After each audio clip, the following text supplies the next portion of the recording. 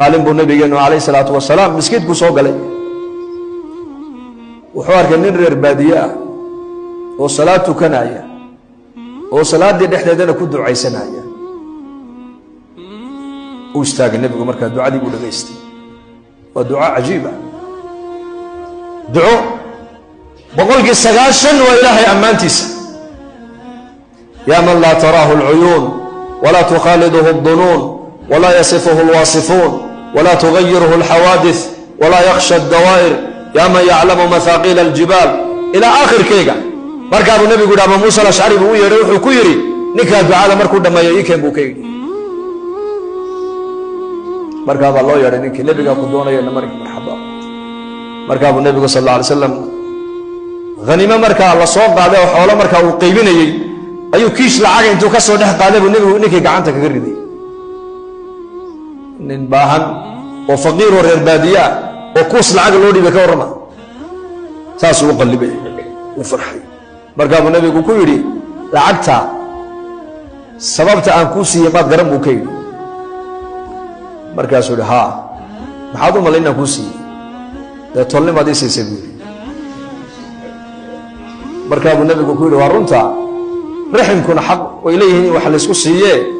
لكن لعقتها وجددا كوسي وحويان بحسن ثنائك على الله سيداد هدرتون إلهي عدو أمانيسي أيها كفر حيب رسولته تادرت بنكوسي يقول سيداد إلهي وبريسي سيداد إلهي وأمانيسي وايو مقصود في النبي ذا بيد الله كينبا أها إني بني آذن كإلهي كحران مركو أرك النبي يقول شقب يسير الصعوتا وكفر حي النبي عليه الصلاة والسلام لأنه أوصي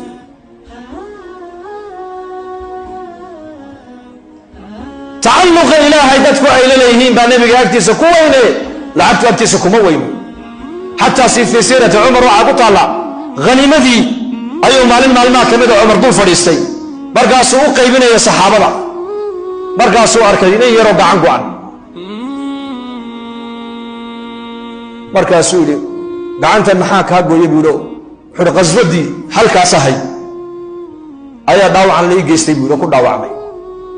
markaasuu lacagtii Umar soo qaaday kun buu siiyay kun kale ugu daray hadda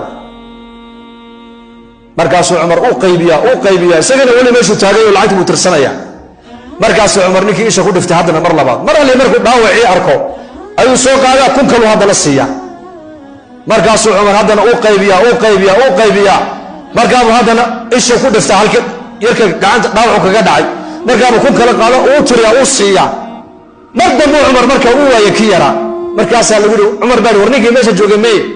waxa la yiri xoolaha aad siisay badnideeda ayuu la dawaqay oo ka socday meeshii wallahi ma ku dhaartay Umar bin Khattab haduu ninka halka si joogi lahaa oo isheedu mar walba nabarka diinta Ilaahay loogu dhaawacay isheedu ku dhici lahayd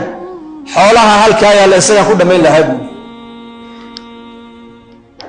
man Ilaahay dartii u caawirmay oo diinta dadaalkeega iyo koryeelkeega iyo difaaceega loo dhaawacay baan adduunka ka haysan guud anigu may wallahi waan ku bixin lahaa ruux meesha yaalo dhan